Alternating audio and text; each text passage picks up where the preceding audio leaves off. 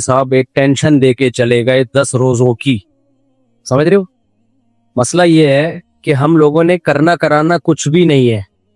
بیانات سنتے رہتے ہیں, نصیحت کی باتیں کرتے رہتے ہیں, سنتے رہتے ہیں, ادھر سے سنی ادھر پارسل کر دی, ادھر سے سنی ادھر پارسل کر دی. سے حاصل ہونے والا کخ بھی نہیں. جب تک ہلو گے نہیں نا, ہلو گے نہیں, اس وقت تک کچھ بھی نہیں ہوگا.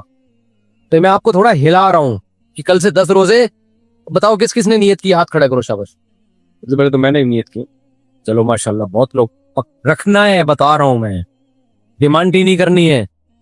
اور مجھے پتا ہے ابھی جوش ہے, صبح بولو گے اب تو سحری کی ٹینشن مت لو. سحری میں آنکھ کھل گئی کھا لو, نہیں تو کوئی کچھ نہیں ہونے کا بغیر سحری کے, کوئی نہیں مرتا. آنکھ کھل گئی ٹھیک ہے, نہیں کھلی ایسے یار کوئی بات نہیں, مغرب میں کھائیں گے جا کے, کوئی مسئلہ نہیں. پہلے میں آپ کو تھوڑا میڈیکلی یہ مسئلہ سمجھا دوں نا, کیونکہ شیطان آپ کی کھوپڑی میں ڈالے گا. ابے نہیں, ایکچولی میں پہلے ہی مجھے ڈاکٹر نے یہ چیزوں کی کمی بتائی ہے, تو اگر میں نے صبح 6 پراٹھے نہیں کھائے, صبح آنکھ نہیں کھلی, صبح یہ نہیں ہوا, ویکنیس. آج کل جو لو لیول کے ڈاکٹر ہیں نا, لو لیول کے, انہوں نے بھی کھلا کھلا کے بہت زیادہ لوگوں کا بیڑا غرق کیا ہوا ہے. نہیں ایکچولی ہمارے معدے کو نا ہر تھوڑی دیر کے بعد ایکچولی کچھ چاہیے. کل ایک یوٹیوب پہ کلپ آیا بتا, ایک ڈاکٹر بتا رہا ہے کہ ایکچولی جب ہم صبح اٹھتے ہیں نا تو ہمارا معدہ خالی ہوتا ہے, اس میں ایسڈ ہوتا ہے, ایسڈ تیزاب ہوتا ہے, تو ہمیں کچھ کھانا چاہیے صبح اٹھتے ہی تاکہ وہ ایسڈ کیا ہو. یہ بالکل بکواس ہے. آدم علیہ السلام کے زمانے سے لے کر اب تک جتنے لوگ صبح اٹھے ہیں, کوئی پاگل دنیا میں ایسا نہیں گزرا ہوگا جو جاتے ہی کھانا شروع کر دے کہ ایسڈ ہے. بھائی یہ سب نیچرل ہے. وہ اگر ایسڈ ہے بھی تو آپ وہ السر کا کوئی پیشنٹ ہو تو ایک الگ بات ہے, جس کے معدے میں زخم ہو. السر کا کوئی پیشنٹ ہو وہ تو اس کے لیے تو ٹھیک ہے, نارمل آدمی کے لیے وہ ایسڈ کوئی نقصان نہیں پہنچائے گا, وہ تو نیچرل ہے بھائی. صبح اٹھتے ہی کسی کو بھوک لگتی بھی نہیں ہے. جب آپ کو فطرت بھوک لگا نہیں رہی ہے اس کا, اور ڈاکٹر کہہ رہے کھاؤ, اس کا مطلب فطرت غلط کہہ رہی ہے. ڈاکٹر کیا کہہ رہا ہے؟ صحیح کہہ رہے. فطرت غلط نہیں ہو سکتی, ڈاکٹر غلط. اور یہ لوکل لو لیول کے ڈاکٹر ہے, جو اصل ڈاکٹر ہے وہ کبھی بھی ایسے مشورے نہیں دیتے. وہ کہتے ہیں جب تک بھوک نہیں لگے کھاؤ نہیں. پہلے زمانے میں ڈاکٹر یہ میڈیکلی تھوڑا سا میں اس لیے کہہ رہا ہوں کہ یہ آپ کو نا بار بار کچھ ایکچولی کر کے نا کچھ ہر وقت بکریوں کی طرح جگالی کرتا رہتا ہے آج کا انسان.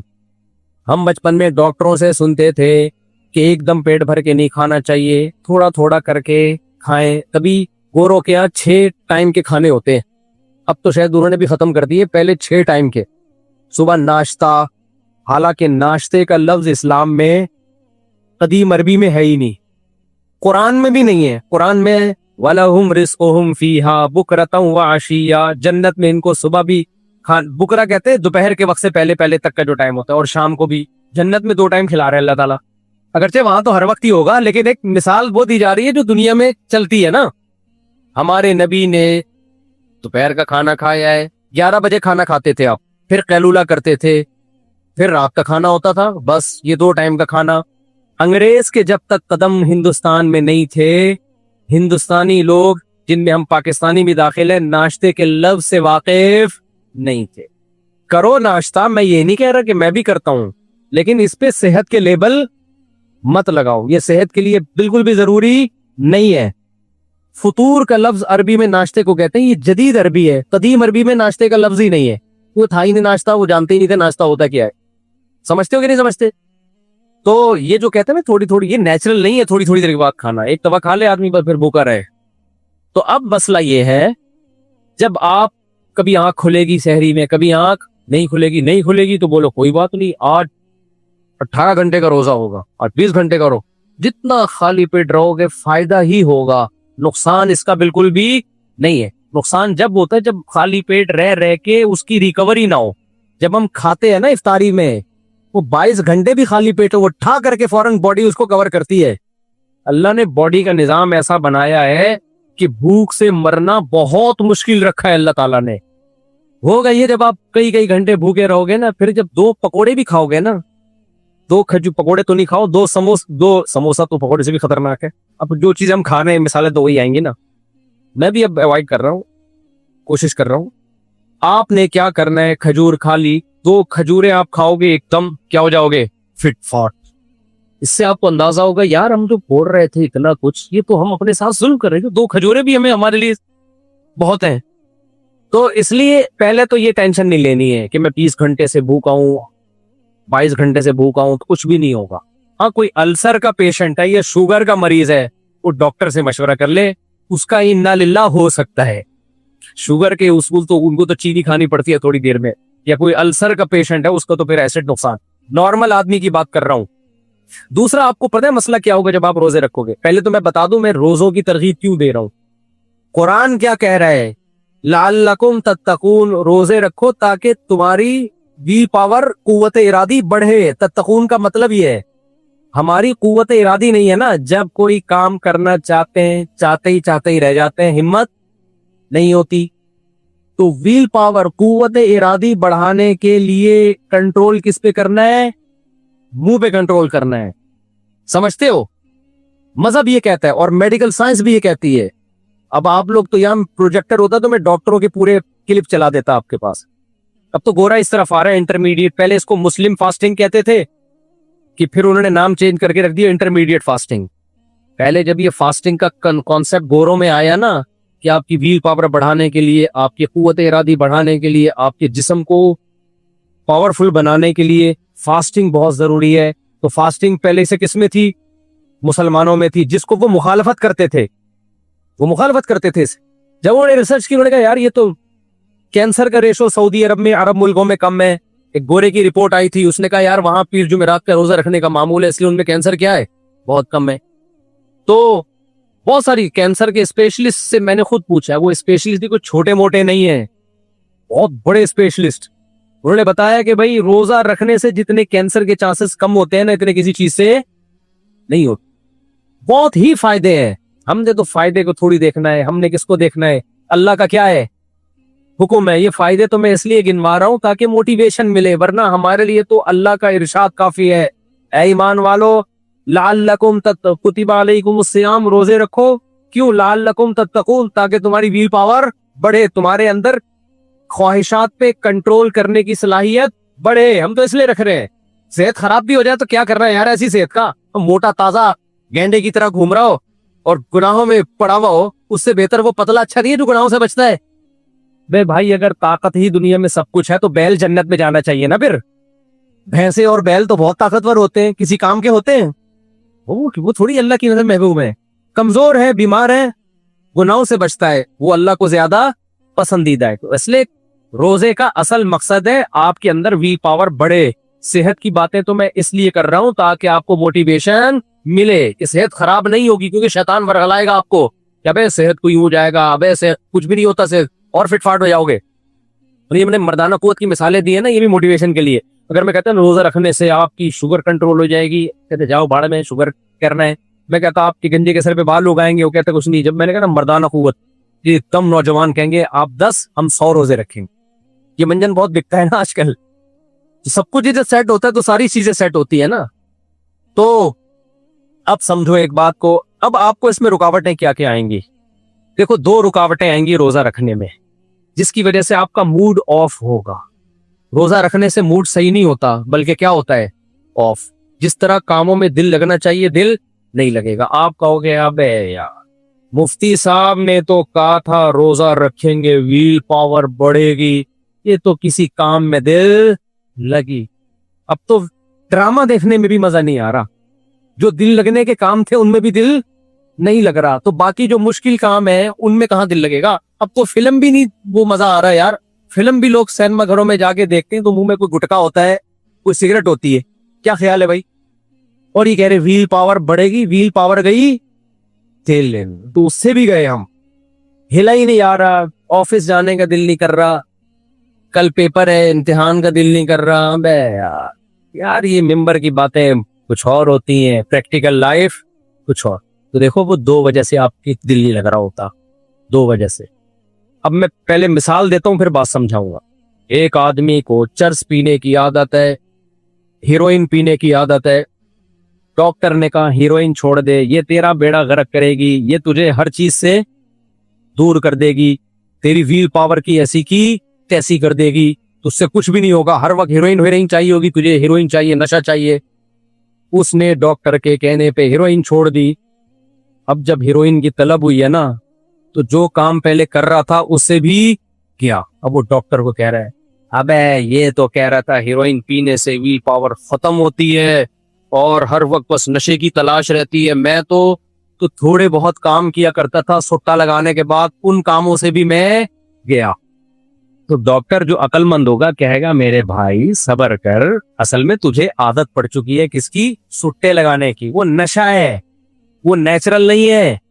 तो नशा जब छोड़ा जाता है तो जिस्म टूटता है, जिस्म उस नशे को मांगता है। तो ये चंद दिन की तकलीफ है, हिम्मत करके छोड़ दे, थोड़े दिनों में ये नशा क्या हो जाएगा? खत्म, फिर तकलीफ नहीं होगी। और अगर इस चक्कर में पीता रहा ना तो पीने के अलावा कोई काम नहीं होगा तेरा। वो व्हील पावर तो होगी लेकिन वो खर्च कहाँ होगी? हीरोइन की तलाश में खर्च होगी। वो हर जगह भागा भागा किस चक्कर में जा रहा होगा? हीरोइन की बड़े एक्टिव होते हैं, किसी काम में एक्टिव नहीं होते। उनको ये पता चल जाए ना, गटर के ढक्कन उठा, नीचे पाइप के अंदर हीरोइन पड़ी हुई है, वो गटर का ढक्कन उठा के गटर में घुस जाएगा। उसमें व्हील पावर बहुत होती है। क्या ख्याल है? हीरोइन जी को बोले तू बंदा मार दे, तुझे हीरोइन मिलेगी, वो बंदे मार देगा। यहां व्हील पावर सिर्फ किस में ये इस्तेमाल होगी? उसकी पावर हीरोइन की तलाश में। एक्टिव बहुत होगा लेकिन सिर्फ एक चीज में, बाकी चीजों में उसी तरह होगा। तो याद रखो, जब हम रोजा रखते हैं तो हमारी दो चीजें छूटती हैं। एक तो शुगर। क्या चीज छूट जाती है हमारी? शुगर। हर चीज में, रोटी में, चावल में, आलू में, है कि नहीं है? अबे क्या हो गया भाई, हर चीज में शुगर है ना, और चीनी में तो है ही। ये छूटती है हमारी। दूसरा, अगर किसी को कोई नशे की आदत है, सिगरेट पीने की, कॉफी पीने की, चाय पीने की, तो वो छूट जाती है उस दौरान। ये दो चीजें इंसान को क्या करती है? रोजे में तंग करती है। तो खूब समझ लो, जैसे चाय और सिगरेट एक नशा है ना, तो मेडिकल साइंस ने मीठे और शुगर को भी नशा डिक्लेयर कर दिया है। ये भी क्या है? नशा है। बॉडी को इतनी शुगर की जरूरत होती नहीं है। हमें जो हर वक्त पराठे चाहिए ना, हर वक्त रोटी, ये बॉडी की रिक्वायरमेंट नहीं है, ये खोपड़ी की रिक्वायरमेंट है, क्योंकि उसको आदत पड़ चुकी है। तो इसका हल ये नहीं कि फोड़ते जाओ, उसके लिए थोड़े दिन छोड़ दो। तो जैसे चर्च छोड़ने से छूट जाएगी, ऐसे ही मीठा छोड़ने से क्या हो जाएगा? मीठा छूट जाएगा आपसे। इस इश्काल का जवाब मुझे कहीं मिलता नहीं था। अक्सर डॉक्टर कहते थे भाई नहीं खाओ, इस्लाम तो कहता ही है कम खाओ। इस पे तो कुरान और हदीस में इतनी सारी हदीसें हैं, इतनी सारी नबी सल्लल्लाहु अलैहि वसल्लम की तालीमात है कि कम खाओ, कम खाओ, कम खाओ। वो तो मैं आपको बताऊं तो आप बोलो भाई इस्लाम पे चलना हमारे लिए मुमकिन नहीं है। वो तो बहुत सारी हदीसें हैं, उनको तो मैं छेड़ ही नहीं रहा। बदतरीन चीज जिससे इंसान का जो बर्तन बदतरीन जो भरने वाला है ना, बुखारी मुस्लिम की हदीस है, इंसान का पेट है। हमारे नबी ने तो हमें ज्यादा खाने की तरगीब नहीं दी। तो इस्लाम कभी ऐसे काम का हुक्म दे सकता है जो सेहत के लिए नुकसानदेह हो? एक तरफ नबी ने फरमाया, सही हदीस है, अल मुमिनुल कविय्यु अहब्बु इलल्लाहि मिनल मुमिनिज़ ज़ईफ। ताकतवर मोमिन अल्लाह को कमजोर से ज्यादा महबूब है। इसका मतलब अल्लाह मोमिन को कमजोर देखना चाहते हैं या ताकतवर? बताओ, ताकतवर। और दूसरी हदीस में आता है कि इंसान के लिए चंद निवाले काफी हैं। बदतरीन चीज, बदतरीन बर्तन जिसको भरा जाए वो क्या? इंसान का पेट। एक तरफ नबी कह रहे हैं ताकत आनी चाहिए, दूसरी तरफ नबी कह रहे हैं कम खाओ। ये क्या बात है? अगर कम खाने से कमजोरी होती तो ये तो नबी की बातों में तजाद नहीं हो जाता है भाई? मुझे लग रहा है मैं टीवी में आया हूं शायद। भाई नबी तो चाहते हैं कि तुम ताकतवर बनो, तो नबी कहते हैं भाई 10 टाइम खाया करो। नबी कह रहे कम खाओ, पेट नहीं भरो, और कह रहे अल्लाह तुम्हें क्या देखना चाहता है? ताकतवर। इसका मतलब कम खाने में क्या है? ताकत है। कम खाने में क्या है भाई? ताकत है। तभी नबी, और नबी की अपनी खुराक देख लो, सहाबा की खुराकें देखो, पूरे पूरे मुल्क फतह कर लिए कि ये पराठे खा के फतह किए। मैं खुद शर्मिंदा होता हूँ पराठों के खिलाफ बोलूं कि जितने पराठे मैं फोड़ता हूँ कोई नहीं फोड़ता, लेकिन फिर पराठा ही खाता हूँ। आज मैंने सुबह आधा पराठा खाया, उस वक्त से अब तक सिवाय 2-3 जीरा प्लस बिस्किट के कुछ भी नहीं खाया। तो पराठे तो देख रहे होते हैं लोग, बाकी चीजें नहीं देख रहे होते। तो अगर ज्यादा खाने से, मैं तो कह रहा हूं पराठे भी खा लो यार, रोटी भी खा लो, सब कुछ खाओ। हमको आपको तकवे के उस मयार पे थोड़ी ले जाना चाह रहे हैं जिसपे सहाबा थे, हम उस मयार पे थोड़ी ला रहे हैं। लेकिन हम तो ये कह रहे हैं कि इतना तो करो ना कि कम से कम बुराइयां तो छूट जाए ना, इतना तो कंट्रोल करो, कुछ आदत तो पड़े मुंह पे कंट्रोल करने की। तो पहली बात क्या हुई कि इस्लाम आपकी व्हील पावर बढ़ाने के लिए, बुराइयां छुड़वाने के लिए इब्तिदा किससे करता है? रोजे से। रोजा रखोगे तो तुम्हारे अंदर नफ्स के खिलाफ बर्दाश्त करने की ताकत बढ़ेगी, ख्वाहिशात पे कंट्रोल करने की ताकत बढ़ेगी। इतना काफी नहीं है, आगे भी बहुत सारे काम है, लेकिन ये पहली सीढ़ी है, इससे कुव्वत इरादी बढ़ेगी। तो इसमें दो रुकावटें, पहली बात कि जब आप रोटी चावल जाहिर छोड़ना पड़ेगा ना रोजा रखो, आपको कमजोरी महसूस होगी, ढीले ढीले से आप तलब होगी यार कुछ मिले, तो ये तलब दिमाग का धोखा है, ये बॉडी की रिक्वायरमेंट बोलो नहीं है। हम जब सुनते थे ना कि भाई कम खाना चाहिए, रोटी कम करो, चावल कम करो, हमारे उस्ताद ने कहा भाई हम रोटी जब कम करते हैं तो हमें तो बहुत वीकनेस महसूस होती है। मुझे इस सवाल का जवाब नहीं मिलता था। मुझे शौक है थोड़ा सा ना तहकीक करने का, तजस्सुस करने का, जिस टॉपिक में मुझे दिलचस्पी हो मैं बैठ गया नेट पे, साइंसी सफ़े खोले, डॉक्टरों से राब्ता किया, इस सवाल का जवाब मुझे मिल गया। उन्होंने कहा ये जो बाज लोग रोटी चावल कम कर देते हैं उनको वीकनेस होती है, वीकनेस नहीं है, ये एडिक्शन है असल में, मीठे की लत पड़ चुकी है। अब जब वो मीठा, क्योंकि रोटी में कार्बोहाइड्रेट बहुत है ना, जब वो नहीं मिलता तो बॉडी क्या करती है, जैसे चरसी को चर्स चाहिए, बॉडी को शुगर चाहिए। तो ये बॉडी की रिक्वायरमेंट नहीं है, ये किसकी रिक्वायरमेंट है, खोपड़ी की। और ये खोपड़ी की भी हकीकी रिक्वायरमेंट नहीं है, लत पड़ चुकी है। तो खोपड़ी की ये रिक्वायरमेंट पूरी ना करो तो खोपड़ी उतनी शुगर पे सेट हो जाएगी जितनी शुगर की आपको हकीकत में जरूरत है। मैं समझा पा रहा हूं अपनी बात? जब मैंने ये रिसर्च पढ़ी डॉक्टरों की, बीबीसी की साइंसी सफ़े पे भी गया, और बॉस जब मुझे यकीन हो गया तो फिर मुझे अपना वाकया याद आया कि यार बात ये बिल्कुल ठीक है, मैं तजर्बा कर चुका हूं। मुझे याद है एक दफा मैंने डाइट पेप्सी वो पी, स्प्राइट डाइट, मैंने जब पी है ना पहली दफा, तो मेरा दिल चाह, मुझे लगा मुझ में शुगर की कमी हो रही है। हालांकि अल्लाह का शुक्र है मैं शुगर का पेशेंट नहीं हूं। भाई मुझे इतनी तलब हुई है कि मैं वो जो दूसरी स्प्राइट है ना जिसमें शुगर होती है वो जाके मैंने पी है, तो मेरी तबीयत सेट हुई है। तो ये वाकया मेरे साथ हुआ था, मुझे इसकी लॉजिक समझ में आती नहीं थी कि हुआ क्या है। जब ये तहकीक पर मैं मुत्तले हुआ तो ये अंदाजा हुआ कि हुआ क्या है।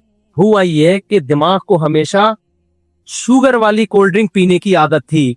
जब एक दफा बगैर शुगर के पी है ना, तो दिमाग ने कहा कि कोल्ड ड्रिंक तो वही गई है, टेस्ट तो वही गया है, शुगर मुझे वो वाली नहीं मिली, तो दिमाग ने शुगर का मुतालबा करना शुरू कर दिया। हालांकि अगर मैं वो कोल्ड ड्रिंक ना पीता तो कोल्ड ड्रिंक की तलब नहीं होती, लेकिन चूंकि बगैर शुगर के पिए तो अब दिमाग कह रहा शुगर वाली पी, तो मैंने पिए तो मेरा दिमाग सेट हुआ।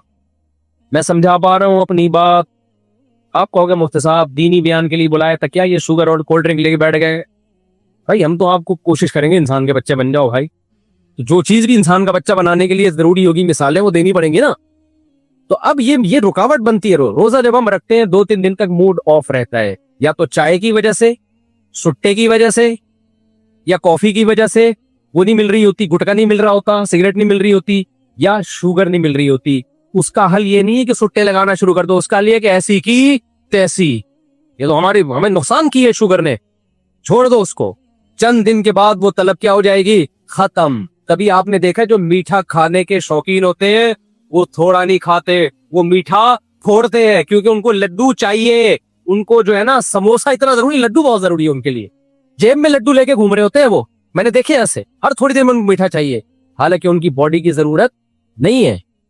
शुगर तो एक कैलोरीज है ना, कैलोरीज है, आपके जितनी एनर्जी आप बर्न करेंगे, डीजल है ना डीजल, भाई कितना डीजल चाहिए गाड़ी को, जितना चल रहा है, तो जितना चल रहा है उतनी शुगर चाहिए ना। चल कितने रहे हैं?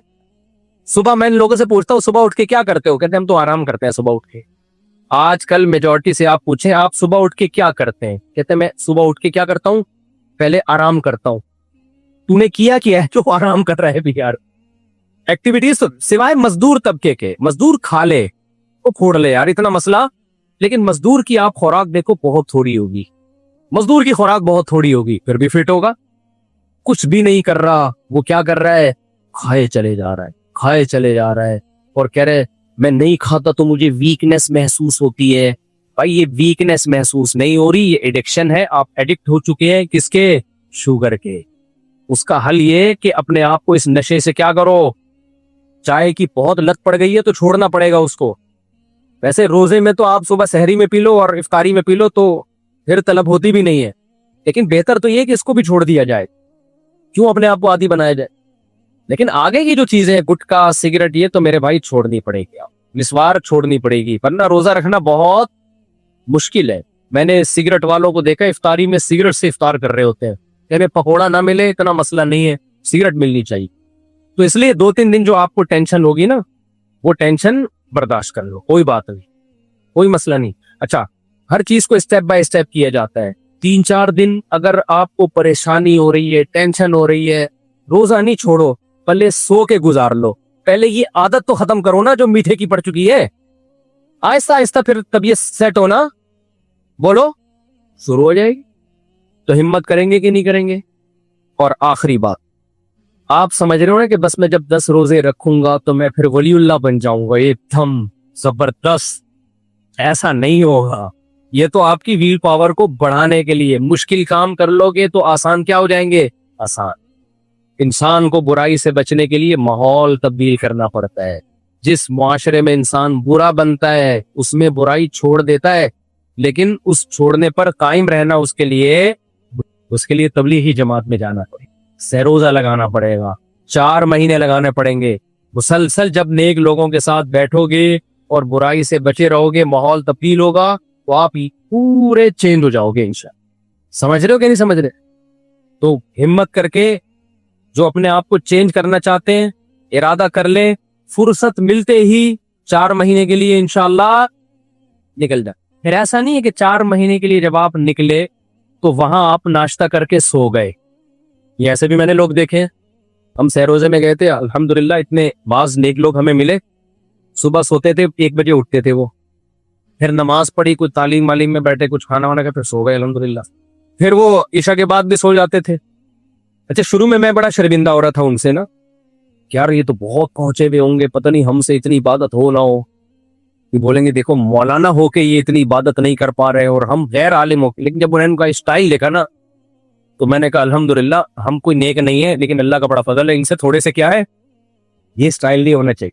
तबलीग में सिखाया जाता है कम खाना, कम बातें करना और कम सोना, लेकिन तबलीग वाले कहते हैं, कुछ लोग तबलीग को बदनाम करते हैं और वो क्या करते हैं, कम में ना अलिफ बढ़ा देते हैं, काम खाना, काम सोना और काम बातें करना।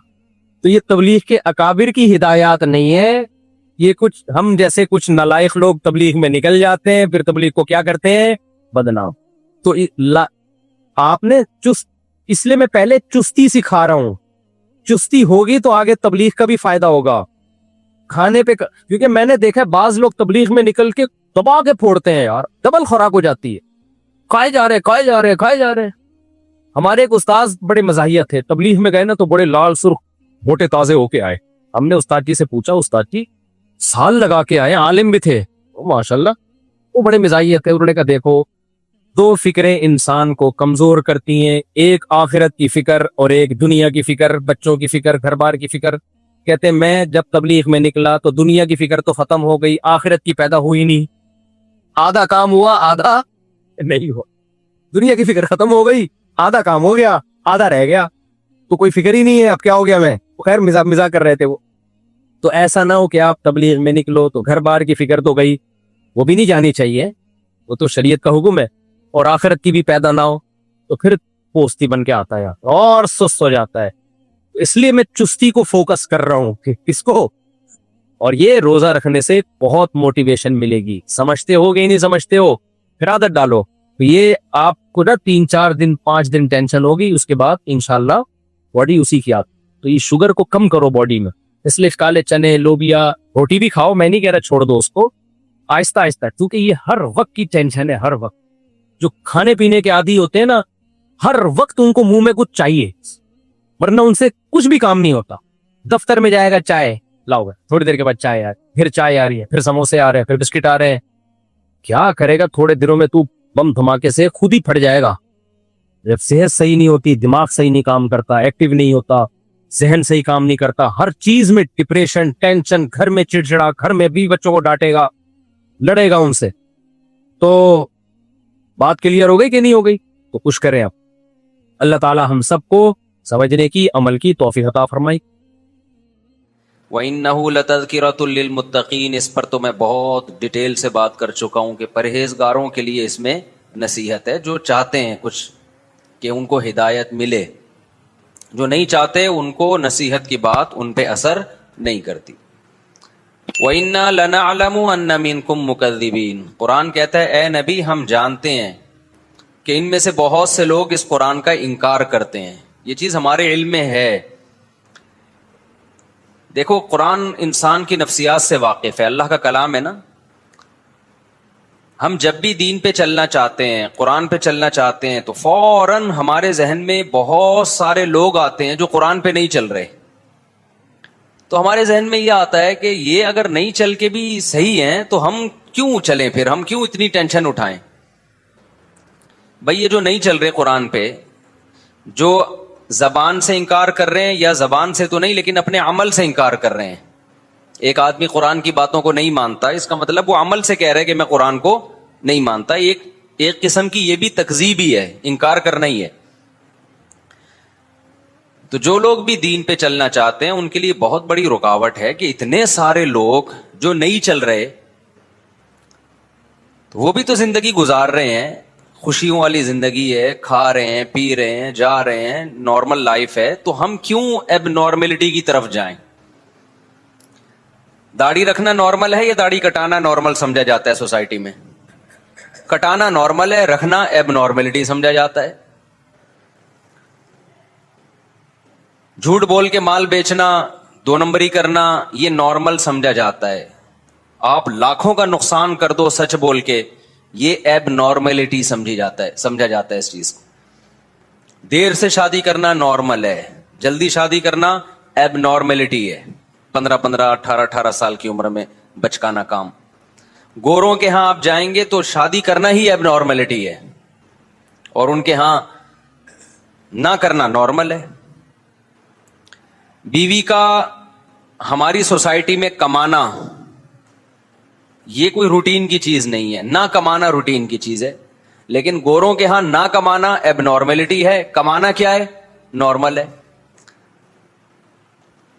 آپ اگر 50 سال پہلے جائیں گے یا 100 سال پہلے اپنی سوسائٹی پہ غور کریں گے تو بہت ساری چیزیں جو ہماری سوسائٹی میں نارمل سمجھی جاتی تھیں اب وہ اب نارملٹی کا کام سمجھا جاتا ہے. اس سے پتا چلتا ہے کہ ہم جو جا رہے ہیں نا وہ اسی طرف جا رہے ہیں جس طرف ویسٹرن کلچر, گورا جا رہا ہے, جس طرف گورا جا رہا ہے. یعنی ہر چیز میں آپ غور کریں. ابھی ہمارے ہاں خواتین کا کمانا یہ نارمل نہیں ہے, یہ عجیب سا لگتا ہے.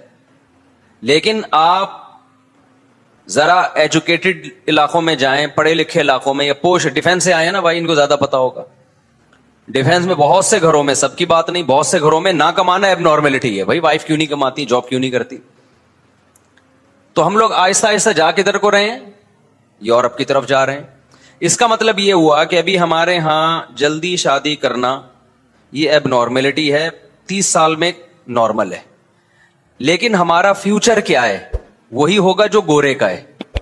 کیونکہ گورا جس اسٹیپ پہ آج پہنچا ہوا ہے نا, 100 سال پہلے وہ اس اسٹیپ پہ تھا جہاں ہم آج ہیں. تو رخ ہمارا اسی طرف ہے جس طرف گورے کا ہے, اور گورا 100 سال کے بعد جہاں ہوگا ہم 100 سال کے بعد وہاں کھڑے ہوئے ہوں گے. ایسا ہے یا نہیں ہے؟ ابھی ہمارے ہاں شراب پینا اب نارملٹی ہے. شراب سے بچنا کیا ہے بھائی؟ جب تک ہمیں کسی کے بارے میں پتا نہ ہو کہ یہ پیتا ہے یا نہیں پیتا تو ہم یہی سمجھتے ہیں کہ نہیں پیتا. پینے کی رپورٹ چاہیے ہمیں, ورنہ نارمل تو یہی ہے کہ بھائی نہیں پیتا. آپ کے ہاں جب کوئی رشتہ لے کے آتا ہے آپ کی بچی کے لیے تو آپ لڑکے سے پوچھتے ہیں کہ شراب تو نہیں پیتا؟ پوچھتے ہیں؟ پوچھیں گے, اس کو غصہ آ جائے گا کہ شکل سے شرابی لگ رہا ہوں بھائی تمہیں. وجہ کیا ہے کہ بھائی شراب پینا یہ اب نارملٹی ہے, چند لوگ ہیں جو پیتے ہیں. لیکن نہ پینا کیا ہے, یہ نارمل ہے. لیکن جس اسپیڈ سے شراب کا ریشو ہماری سوسائٹی میں, عیاشی کا ریشو بڑھ رہا ہے, کل نہ پینا, گورے سے آپ پوچھیں, گورے میں تعارف ہوتا ہے یہ نہیں پیتے, لوگ حیران ہوتا ہے بھائی عجیب آدمی ہے یہ پیتا ہی نہیں ہے. حیرت ہے یار, یہ نہیں پیتا. ان کے ہاں پہلے نا 6 مہینے نہیں نہاتے تھے انگریز, اب تو نہانا شروع ہو گئے. تو جو روزانہ نہاتا تھا وہ اب نارملٹی. اب نارمل ہے روز نہا رہا ہے, سمندر کی مچھلی ہے کیا, پانی مہنگا ہو جائے گا بھائی تیری وجہ سے, ڈیم خشک ہو جائیں گے. ابھی بھی کچھ قومیں ایسی ہیں جو نہیں نہاتے, کئی مہینے نہیں نہاتے, ان کے رواج ہی نہیں ہے نہانے کا. یہ جو مسلمان کھانے سے پہلے ہاتھ دھوتے ہیں نا, کھانے سے پہلے ہاتھ دھونا نارمل ہے یا نہ دھونا؟ دھونا نارمل, سب دھوتے ہیں, جو نہیں دھوتا وہ گندا بچہ. لیکن آپ کو پتا ہے غیر مسلموں میں ایسا نہیں ہے. کھانے سے پہلے ہاتھ دھونا ایک عجیب سا لگتا ہے ان کو, یار ہاتھ دھو کے کھانا کھا رہے, ان کے رواج نہیں ہے. وہ تو پھر ان کے ڈاکٹروں نے ان کو اتنا سمجھایا کہ بیماریاں پھیلتی ہیں, تو سینیٹائزر وغیرہ, ابھی بھی ہاتھ نہیں دھوتے کہ اٹھ کے جا کے نلکے سے ہاتھ دھو لیں. سینیٹائزر یوز کریں گے, وہ ٹیشو آئے گا گیلا, یوں کر کے جراثیم مارنے کی کوشش کریں گے. ابے تو تمیز سے ہاتھ دھو لے جا کے. نہیں, یہ کیا ہے, نارمل ہے یار, ہاتھ دھو رہے. ہمارے ہاں کوئی پانی سے استنجا ہی نہ کرتا ہو, نارمل ہے اب نارمل ہے؟ انسان ہی نہیں ہے یار, تو پانی سے تو گندا ہو جائے گا بھائی. تو گوروں کے ہاں کوئی پانی یوز کرے تو وہ کیا ہے, ایب نارملٹی ہے. تبھی ان کے ہاں واش روم میں پانی نہیں ہوتا.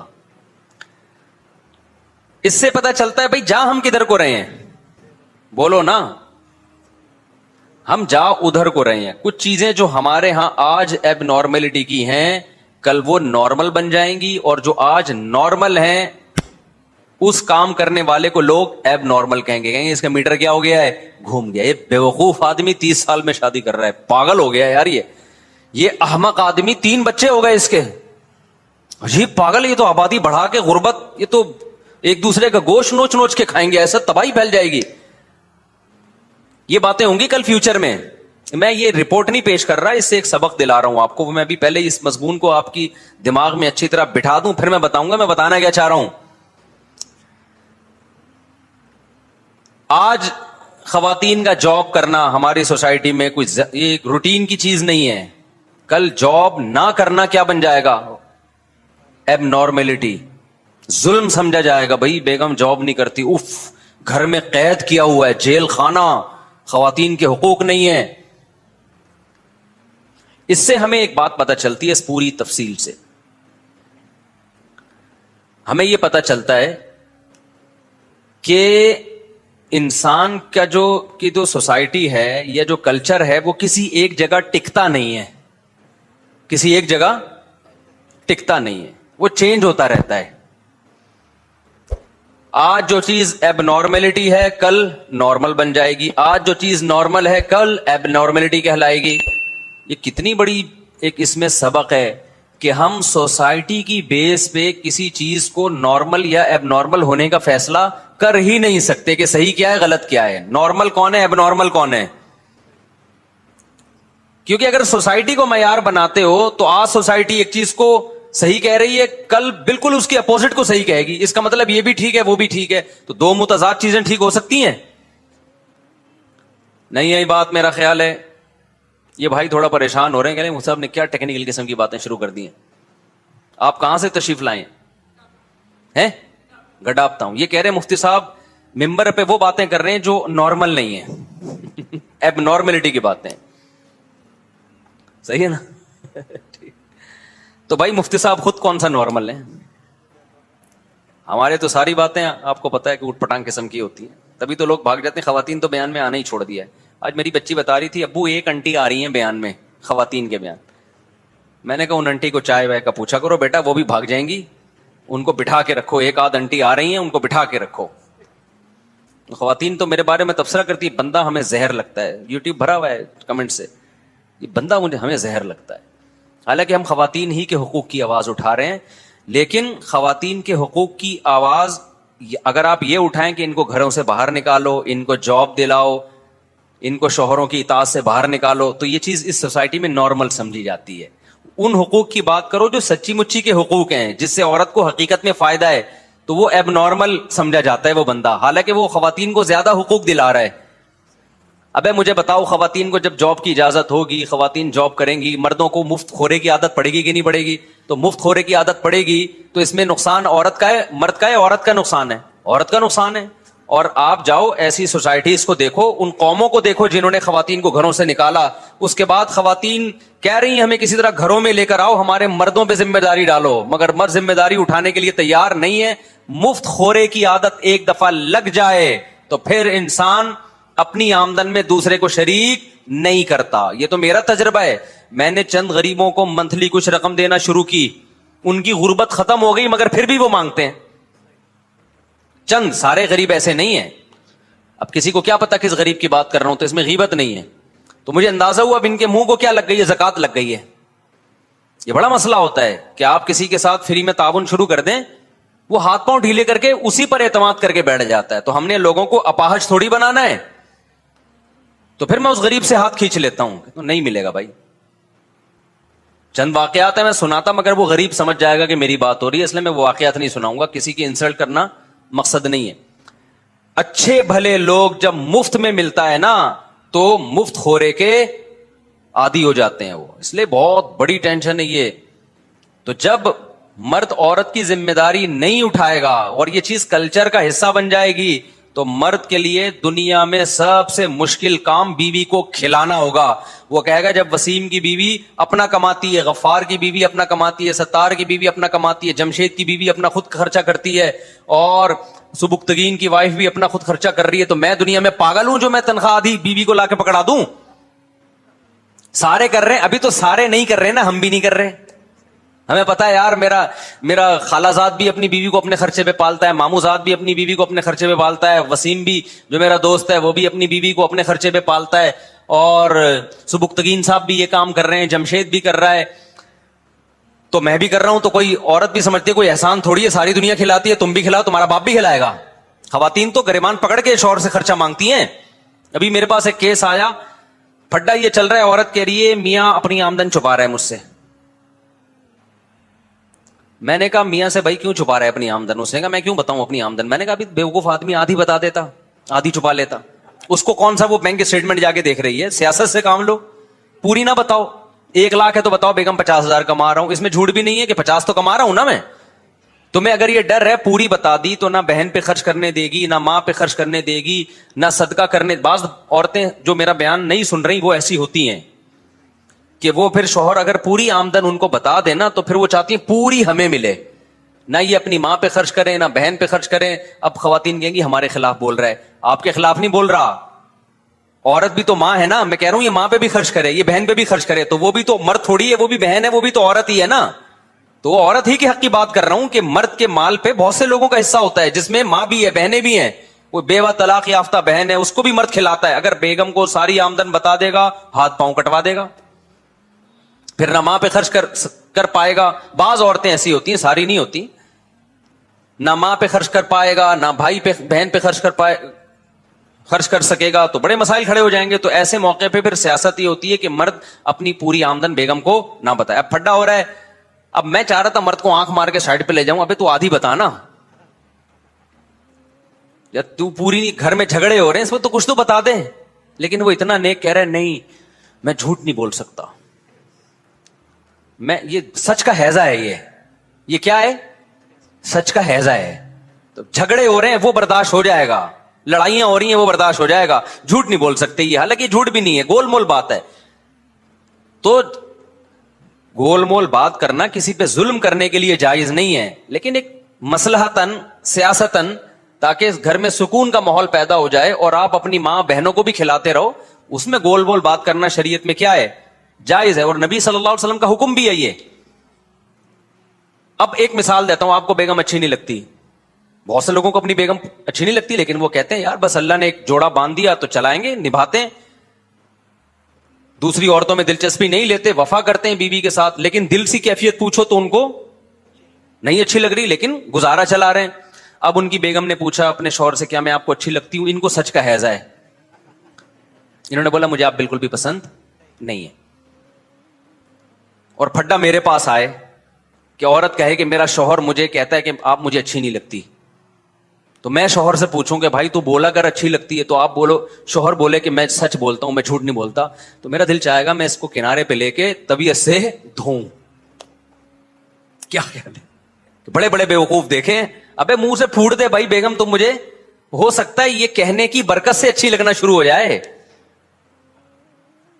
زبان کے الفاظ کا انسان کے دل پہ اثر پڑتا ہے. کوئی چیز آپ کو اچھی نہیں لگتی, آپ بولو اچھی لگتی ہے, تھوڑے دنوں میں اچھی لگنا شروع. اور کوئی اچھی لگتی ہو اور آپ بولو نہیں لگتی, تھوڑے دنوں میں نہیں لگے گی وہ. نہیں یہی بات میرا خیال ہے. اس کی میں ایک مثال دیتا ہوں. امام مالک رحمہ اللہ تعالی نے حدیث پڑھی کہ نبی صلی اللہ علیہ وسلم کو کدو بہت پسند تھا. ایک شخص نے کہا مجھے کدو پسند نہیں ہے. امام مالک کو غصہ آیا اس کے اوپر, شدید غصہ, کہ بھائی اگر پسند نہیں ہے اس موقع پہ یہ کہنے کی کیا ضرورت ہے, یہ تو نبی کا مقابلہ ہو رہا ہے نا. آپ سے کسی نے پوچھا کہ آپ کو کدو پسند ہے یا نہیں ہے؟ یہ بے ادبی ہے یا نہیں ہے؟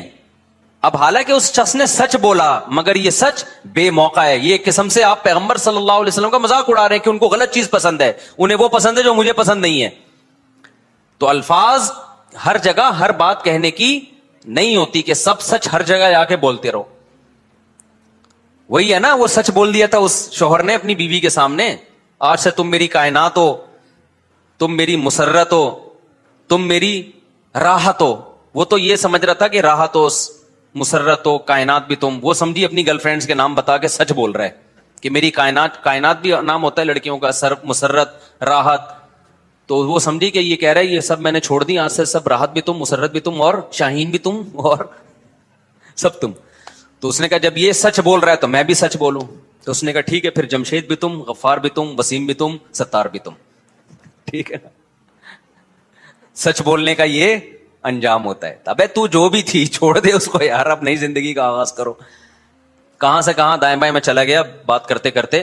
تو میں اصل بات جو آپ کے سامنے عرض کر رہا تھا وہی عرض کر رہا تھا کہ فیوچر ہمارا کون سا ہے, وہی جو گورے کا ہے. تو ہم اگر کلچر کو بیس بناتے ہیں, بنیاد بناتے ہیں, کلچر آج جس چیز کو اچھا کہہ رہا ہے کل اس کو کیا کہے گا, غلط کہے گا. آج جس چیز کو غلط کہہ رہا ہے کل اس کو اچھا کہے گا. تو سوال پیدا ہوتا ہے پھر اچھا حقیقت میں کیا ہے, برا حقیقت میں کیا ہے. تو جو لوگ اسلام کو فالو نہیں کرتے, خدا کی قسم 100 بار مر کے زندہ ہو جائیں, وہ اچھائی اور برائی کو ایکسپلین اور ڈیفائن نہیں کر سکتے. یہ صرف قرآن بتاتا ہے, اسلام بتاتا ہے, خدا بتاتا ہے کہ حقیقت میں اچھا کیا ہے اور حقیقت میں برا کیا ہے. اور قرآن یہ بھی ساتھ میں بتاتا ہے کہ فطرت اللہ التی فطر الناس علیہا. میں جب اچھائی کو ایکسپلین کرتا ہوں تو اچھائی وہ نیچر ہے جس میں میں نے انسانوں کو پیدا کیا. یعنی دلیل بھی دے رہا ہے قرآن کہ نیچر جو ہے وہ صحیح ہے, اور جو نیچر سے تمہیں چیز ہٹائے وہ کیا ہے, غلط ہے. سمجھ میں آ رہی ہے بات؟ دیکھو کچھ قوانین ایسے ہوتے ہیں جو ہماری نیچر ان کو قبول نہیں کرتی. اللہ امتحان میں ہمیں ڈالنے کے لیے ہماری نیچر کے خلاف بھی قانون سازی کر سکتا تھا, ایسے قانون بنا سکتا تھا جو ہماری نیچر جس کو قبول نہیں کرتی. اللہ کو حق تھا, وہ مالک الملک ہے. اس کی مثال ایسے ہے, آپ کا کوئی غلام ہے, آپ یہ دیکھنا چاہتے ہو میرا فرما بردار ہے یا نہیں, آپ اسے گوں کھانے کا بولو. اب گوں کھانا نیچر ہے انسان کی, بولو نا. لیکن آپ وہ کہے غلام کے باس آپ مجھے کیسی بات کا حکم دے رہے ہو, میں کہ بھائی میرا آرڈر تو مانتا ہے کہ نہیں مانتا, میں تو یہ دیکھنا چاہتا ہوں. تو اللہ کو یہ حق تھا کہ ہمیں ایسے کاموں کا حکم دیتا جو ہماری نیچر جس کو قبول نہیں کرتی. لیکن قرآن کہہ رہا ہے کہ اللہ قرآن میں دعویٰ کر رہا ہے کہ میں ارحم الراحمین ہوں, میں نے ایسے احکام تمہیں دیے جو عین تمہاری نیچر ہے, عین فطرت ہیں, فطرت سے ہٹ کے کوئی آرڈر نہیں دیا. اس سے پتہ چلتا ہے کہ اسلام پہ چلنا مزے کا کام ہے, کڑوا گھونٹ نہیں ہے. کڑوا اس کو لگے گا جو نیچر سے ہٹ گیا ہے, جس کو گوں کھانے کی عادت پڑ گئی ہے, اس کو شہد میں تھوڑی مزہ آئے گا. نہیں آ رہی میرا خیال ہے بات سمجھ میں. اب مسئلہ کیا ہو گیا ہے کہ ہم چونکہ گورے کو فالو کر رہے ہیں, وہ مذہب سے بغاوت کر چکا ہے, مذہب سے بغاوت کے نتیجے میں وہ نیچر سے ہٹ گیا ہے, لہذا ہمیں بھی نیچر سے ہٹا رہا ہے. اور ہم بھی آدھے ہٹ چکے ہیں, پورے نہیں ہٹے ابھی. جب پورے ہٹیں گے تو ہمارے یہاں 30 سال میں شادی بھی ایک مذاق سمجھا جائے گا, پھر ہمارے یہاں 2 بچے بھی مذاق سمجھا جائے گا کہ یار یہ کیا کر رہا ہے بیوقوفوں والا کام.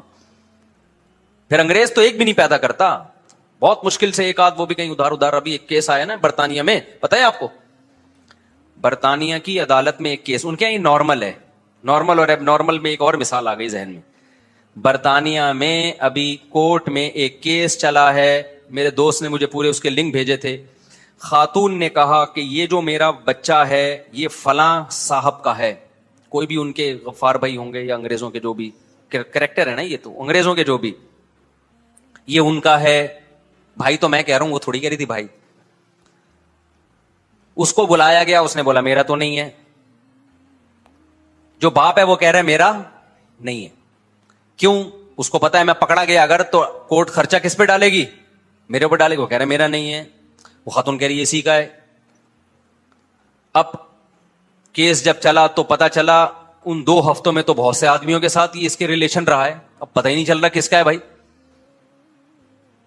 वो बंदा कह रहा है भाई मेरा नहीं है. खातून कह रही है मैं इसी के साथ थी, इसी का है. जब डीएनए करवाया गया तो पता चला ना इसका है ना उसका है, किसी और का है. वो ना इसका है ना उसका है बल्कि. तो मुझे उस पर एक लतीफा याद आया. अच्छा, उनके यहां ये नॉर्मल है कि भाई ना उसका निकला जिसका दावा किया था और ना उसका निकला जिसका पे शक था, बल्कि किसी तीसरे का निकला. नॉर्मल है ये. कहते हैं तरक्की तो कर रहे हैं ना हम भाई. असल में तो चांद पे जाओ, मरीख पे जाओ, खलाई सैयारे हम छोड़ रहे हैं. अब्बा अब्बा तुम लोगों की टेंशन है यार. किसने एबनॉर्मल काम हुए इसमें? नंबर 1, हमारे यहां क्या औरत ये कहती है कि ये बच्चे का बाप है? बाप खुद चीख चीख के कहता है मेरा बच्चा है, किसी और की तरफ मंसूब किया टांगे तोड़ दूंगा. अपने बच्चे को बाप. मैंने जो फादर वॉइस ऑफ फादर की जो आवाज जो मैंने यूट्यूब चैनल पे डाली थी, जो बापों पे जुल्म हो रहा है, वो सारे बाप इस पे रो रहे थे कि हमारा बच्चा है हमें मिले. और गोरा कह रहा है मेरा है ही नहीं, मुझे नहीं चाहिए. अब या तो हम एबनॉर्मल है भाई, पागल हो गए हैं, या गोरा पागल हो गया. दोनों में से एक फुल पागल है. बिल्कुल दोनों एक 180 डिग्री पे चल रहे हैं ना. अरे हमारे यहां बाप इस पे रो रहे हैं कि मेरा बच्चा है मुझे नहीं मिल रहा. खर्चा मैं देने के लिए तैयार हूं, हफ्ते में 1 दिन तो मेरे साथ गुजारे. मेरा बच्चा रो रहा है बाप. वो तो मैंने बहुत सारी बापों के रोने की वीडियोस डाली, नहीं एडिटिंग की है इसमें, वरना तो चीखो पुकार लगी हुई थी. और उधर गोरा क्या कह रहा है? औरत यानी खुद से तो कोर्ट में जाके कह ही गई नहीं कि मेरा बच्चा है. औरत केस कर रही है इसका बच्चा है. वो कह रहा है मेरा बिल्कुल भी नहीं है बल्कि उसका है. जब तहकीक हुई तो ना इसका है ना उसका है बल्कि थर्ड पर्सन का है. थर्ड पर्सन पे बैठे बैठे बल्ली आ गई. वो कहेगा मैं इस केस में कहीं था ही नहीं और मेरा बच्चा निकलवा दिया तुमने कि मेरा है. वो तो अजाब में आ गया कि नहीं आ गया. तो ये दोनों फलसफे और दोनों कल्चर अब्बा के मामले में 180 डिग्री पर है. तो या तो हम फुल पागल हैं क्योंकि हम एक इंतहा को पहुंचे हुए हैं, या वो फुल पागल हैं. दोनों में से एक फुल क्या है? एक कल्चर क्या है? फुल पागल. अच्छा, पाकिस्तान में जो मजहब को फॉलो करते हैं ना वो फुल पागल हैं, और गोरों में जो मजहब को फॉलो नहीं करते वो दूसरी इंतहापन है. यहां भी और वहां भी कुछ बीच के लोग हैं जो थोड़े थोड़े पागल हैं, थोड़े नहीं है. आई बात सामने? मिसाल के तौर पर हमारे यहां लिबरल लोगों में जी मेरा बच्चा है खर्चा मैं नहीं उठाऊंगा इसका, आधा तुम उठाओगी आधा मैं उठाऊंगा, ठीक है ना. या मेरा बच्चा है लेकिन पालोगे तुम, जैसे पालने पालो, मानूंगा मेरा है, जिम्मेदारी बिल्कुल भी पूरी नहीं करूंगा, ना मैं उसको याद करूंगा क्योंकि टेंशन है. ऐसे केसेस भी हैं.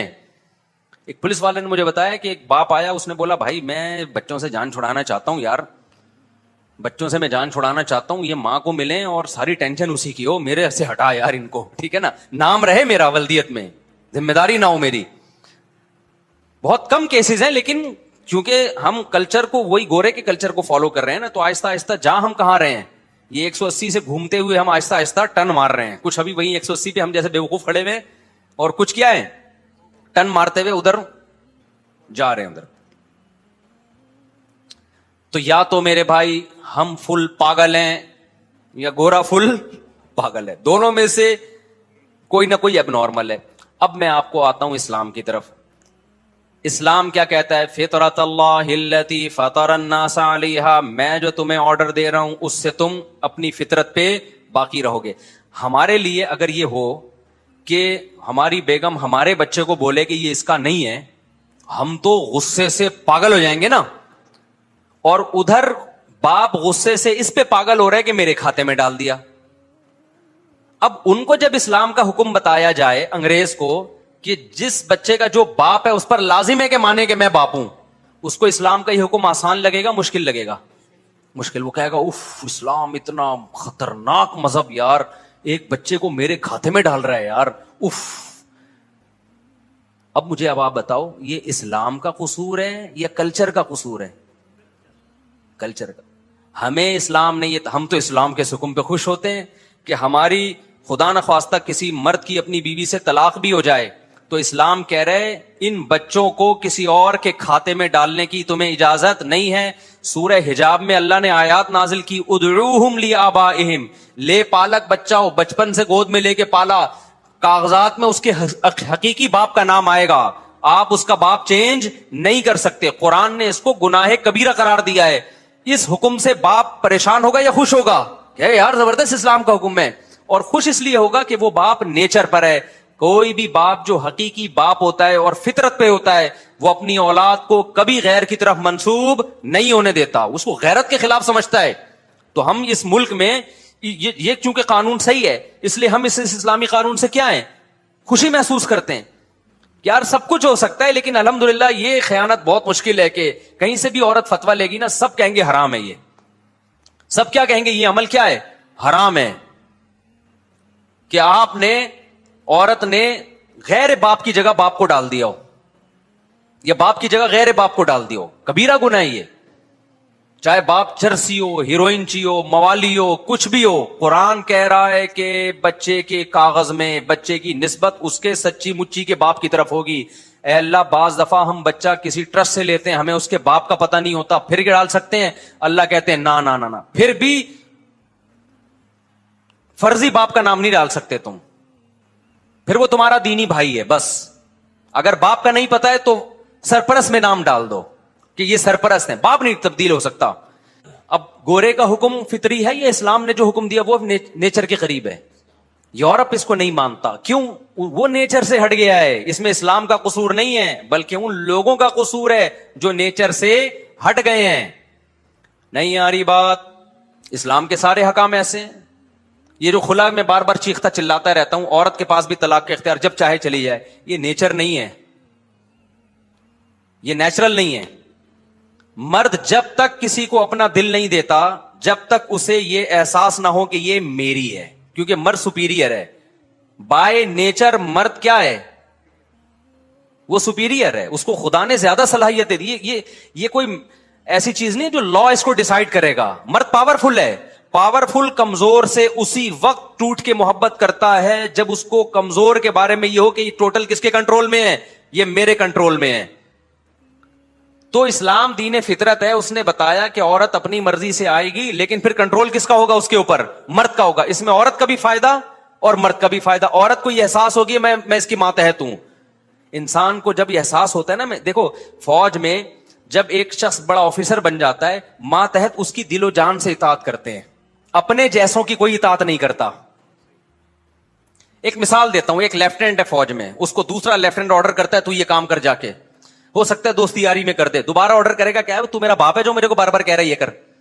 اس کو عار محسوس ہوگی، ذلت محسوس ہوگی. لیکن ایک لیفٹیننٹ کو کوئی کرنل آرڈر کرتا ہے یہ کام کرو، یس سر، یہ میرے لیے فخر کی بات ہے.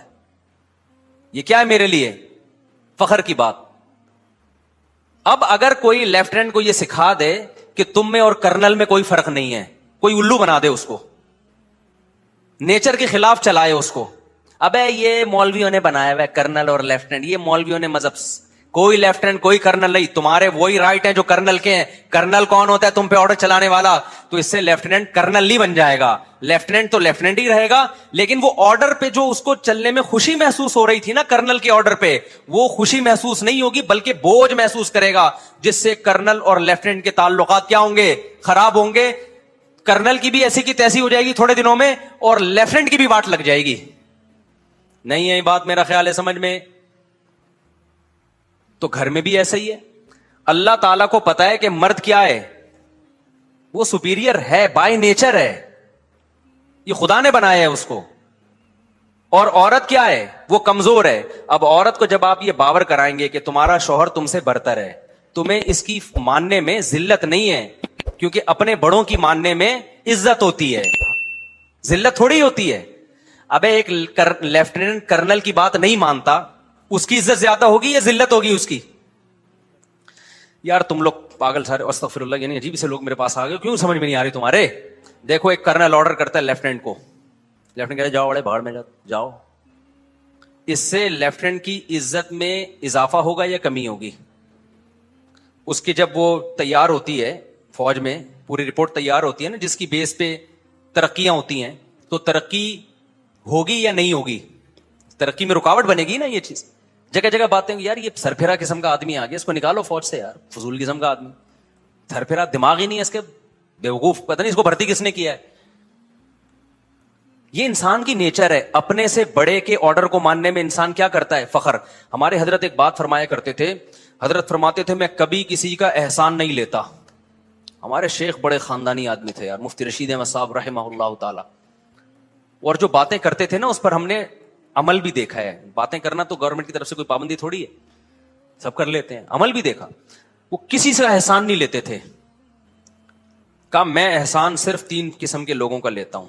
ایک اپنے استاذ، وہ مجھ پر احسان کریں تو دل و جان سے احسان کو قبول کرتا ہوں، کیونکہ ان کے پہلے ہی بہت سارے احسانات ہیں استاذوں کے.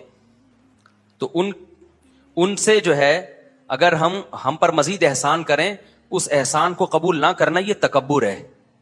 وہ کوئی گفٹ دیتے ہیں، احسان کرتے ہیں تو ہم آنکھوں سے لگاتے ہیں، ہمارے لیے سعادت کی بات ہے، ہم تو ویسے ہی آپ کے محتاج ہیں. فرمایا دوسرا والدین آپ پر احسان کر رہے ہیں تو یہ ذلت کی بات نہیں ہے کہ ان کے احسان کے نیچے آ جانا، وہ تو آپ ویسے ہی ان کے احسان ہیں، تو وہ خدا نے ان کو ہمارا بڑا بنا دیا ہے. ان کے سامنے جھکنا اور ان کے سامنے عاجزی، اس سے یہ ہمارے لیے فخر کی چیز ہے. اور تیسرا حضرت فرمایا کرتے تھے جو بھی علماء ہیں بڑے، جو حضرت سے سینئر ہیں، جن کو اللہ نے اکابر بنا دیا، ان کو سینئر بنا دیا، ان کے سامنے عاجزی، ان کے سامنے جھکنا، یہ ہمارے لیے فخر کی بات ہے. فرمایا اس کے علاوہ کسی کو ہمارا باپ نہیں بناتے. ٹھیک ہے نا؟ نہیں یہی بات میرا خیال ہے.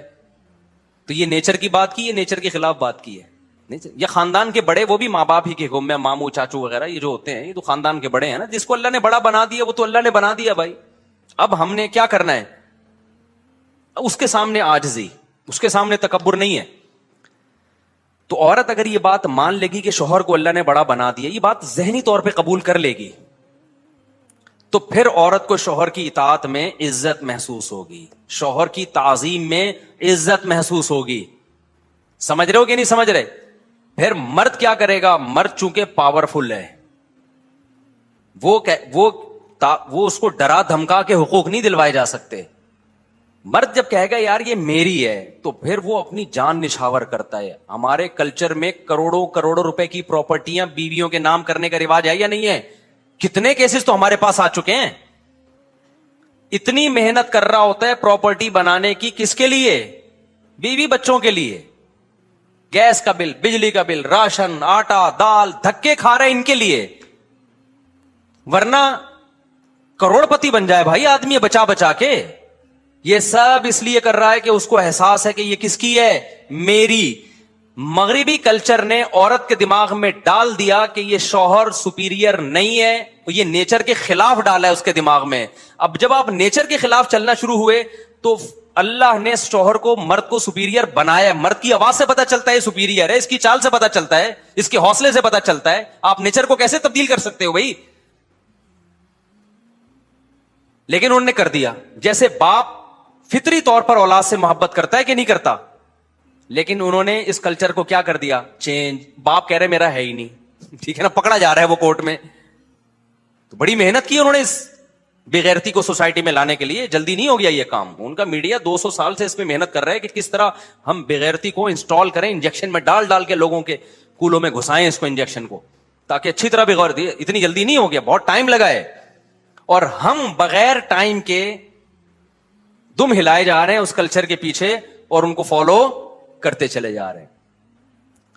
تو اسلام نے کیا بتایا بھائی؟ مرد کیا ہے؟ سپیریئر ہے. اس میں عورت کا بھی فائدہ تھا. عورت شوہر کی اطاعت میں عزت محسوس کرتی تھی کہ بھائی میرا شوہر ہے، یہ میرا رکھوالا ہے، مرد ہے، اس کو اللہ نے مرد بنایا ہے. تو اب کیا ہے اس کو؟ اور یہ بھی احساس ہے کہ بھائی میں اس کے ماتحت ہوں، جب تک یہ طلاق نہیں دے گا میرا اس سے نکاح ختم نہیں ہو سکتا. اس میں وہ نبھاتی بھی تھی کہ اب تو رہنا ہی اسی کے ساتھ ہے، تو لڑکے پھڈے کر کے کیا کرنا ہے. لیکن یورپ نے کیا کیا؟ عورت کی نیچر کے خلاف. اسلام نے کیا کیا؟ مرد کو سپیریئر مانا اور طلاق کا اختیار کس کو دے دیا؟ مرد کو دے دیا سپیریئر مان کے. اس کے کچھ سائڈ افیکٹ بھی ہیں. بعض دفعہ مرد اس کا ناجائز فائدہ اٹھا کے ظلم کرتے ہیں, لیکن دنیا میں کوئی بھی قانون بنتا ہے نا تو اکثر کو دیکھا جاتا ہے ہر قانون کے کچھ نہ کچھ سائڈ افیکٹ ہوتے ہیں. کچھ سائڈ افیکٹ کی وجہ سے قانون چینج نہیں ہوتا, کیونکہ قانون چینج کر دو گے تو سائڈ افیکٹ زیادہ ہو جائیں گے. میں مانتا ہوں اس کے کچھ سائڈ افیکٹ بھی ہیں کہ مرد ظلم بھی کرتے ہیں عورت پہ, چھوڑتے نہیں ہیں, اس کے لیے بھی شریعت نے پھر دوسرا راستہ رکھا ہے. ابھی اس پہ میں بیان نہیں کروں گا, بات لمبی ہو جائے گی. ابھی تو میں فلسفہ سمجھا رہا ہوں اسلام کا. یورپ نے کیا کیا, مذہب سے بغاوت کر کے عورت اور مرد کو ایک ساتھ کھڑا کر دیا. نتیجہ کیا نکلا ہے؟ عورت کو کوئی شوہر والی محبت دینے کے لیے تیار نہیں ہے. ترستی ہیں کہ ہمیں کوئی میاں بیوی بنا لے, ہمیں مارکیٹ میں کیا مل جائے, میاں مل جائے. میاں مارکیٹ سے کیا ہو گئے, شارٹ بوائے فرینڈ. سمجھتا ہے بات کو کہ نہیں سمجھتا؟ تو زندگی برباد, پھر اولادیں ختم, نسل برباد. ایسا دماغ, اور پھر اس پہ خوش بھی ہیں. یعنی ایک آدمی عذاب میں ہے اور اس عذاب کو نعمت سمجھ رہا ہے, خودکشیاں بھی کر رہے ہیں, ڈپریشن میں بھی جا رہے ہیں, عذاب میں بھی ہیں, اور اس عذاب کو کیا سمجھ رہے ہیں, اور ہم پہ ترس کھا رہے ہیں. ابے تو ہمارے انگریز سے میں بولتا ہوں, ہم لوگ کے گھروں میں آ کے دیکھو, خدا کی قسم ہم جو عیش کر رہے ہیں نا, تمہارے باپ کو بھی کبھی خیال میں نہیں آیا ہوگا. اس غربت مہنگائی میں بھی ہم عیش کر رہے ہیں. عیش کا مطلب خوش ہیں الحمدللہ. کیا ہو گیا بھائی؟